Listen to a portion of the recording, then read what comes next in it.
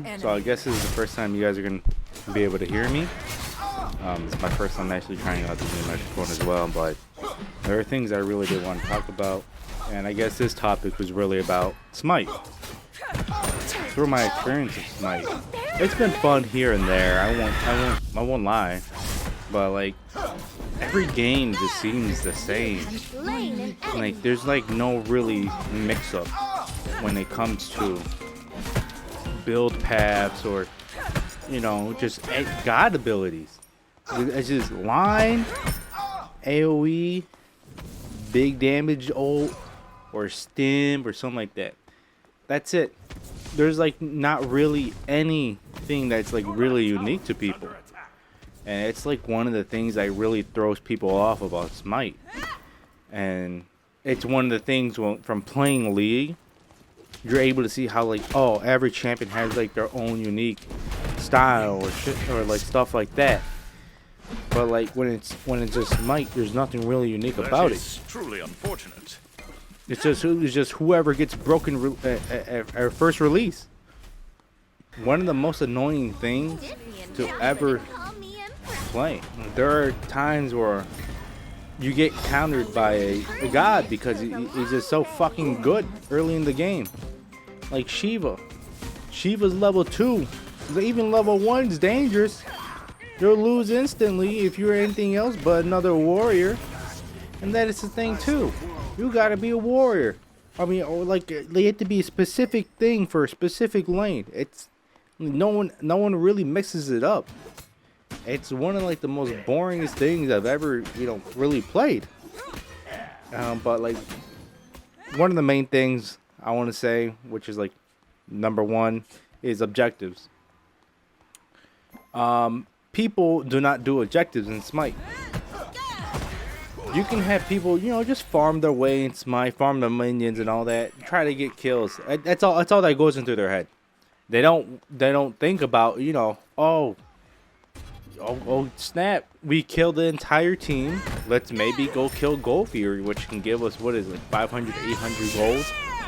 Which I don't even know what Gold Fury does anymore because you rarely see it done. People be doing it around like 30 or 40 minutes in the game. I'm pretty sure that spawns in within the first 8 to 10 minutes. And like, why are we doing this late? And like, there is a purpose to do like Gold Fury because like it switches off to like primal or like some other dumb stuff, which like upgrade minions and everything else, which is nice. But you have to kill Gold Fury in order to get to there. And people be doing it so late. It's like, what was the point? What's the point of doing this late? Well, we don't really need the money now, but we could have used the money earlier.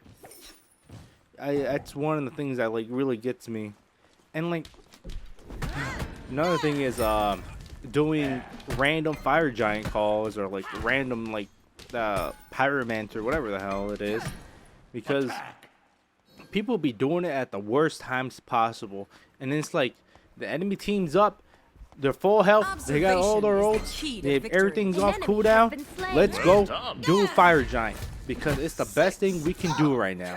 And then, oh my god, the amount of people that goes with it and greed, and you just end up losing off of it. And you end up, actually completing fire giant and maybe killing some of the enemy team. It's such a toss-up. And it's like, why not just do it at the time when you're secured? But you know what? I agree with that because fuck that, fuck the game, fuck anything else. We're here to just do big box. Big box is all that matters. Another thing is, I want to say teammates. Teammates by far are the worst thing possible in Smite because they can they range from like, are they good or are they bad? Do they know how to look at a mini-map, or do they not know how to look at a mini-map?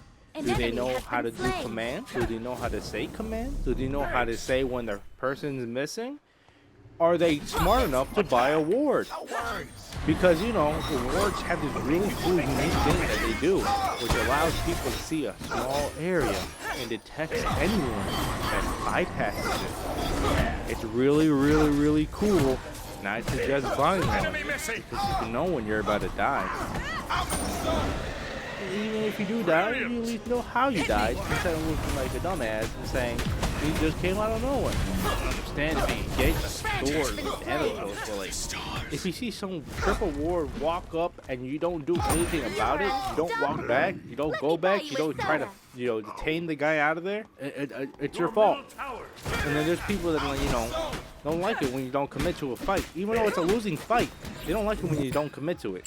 Oh, it was a 2v2, and then 2 other people came out the cut and turned to a 2v4. They're all full health, have all their cooldowns and everything, and then you get pinged because you did when you're low health and you decided to not die to losing fight. I guess it just doesn't run through their head, or they just they're just monkey bread.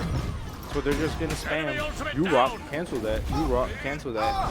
Good game, good game, good game. It's honestly, I feel like it's a little bit more toxic in the league. I had more toxic experience in Smite than in the league, and that's one of the most surprising things.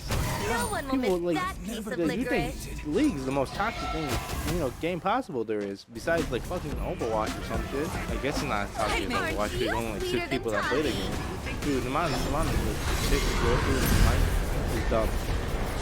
And for the love of God, if you ever dare to play Conquest, normal Conquest, you're not queuing up for Conquest. You're queuing up for a larger arena. That's what it is. It's an arena that you have to level up.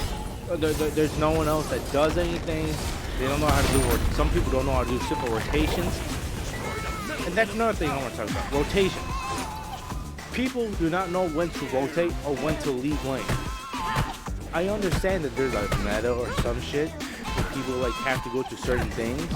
But like, by God, know when to leave and know when to come back. Because if you're just gonna stay there and spam someone's XP because another person's there, that's one of the most annoying things possible.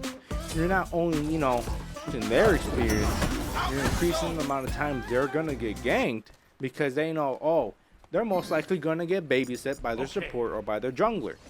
So anywhere else is free game. Another thing I want to talk about is items. Items need to be redone. Every item in the game, straight up boring as shit. There is nothing exciting about items. Exactly like all for hunters, all you gotta do is build crit. Build crit, you'll win. Who cares? That man's like tanky as hell. He has all these tank items. Guess what?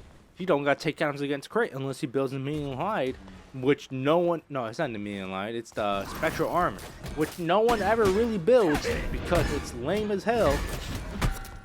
Crit does so much fucking damage that any other build is really not even feasible or like even looked at, because why would they when they can do stupid amount of damage in like one auto? And then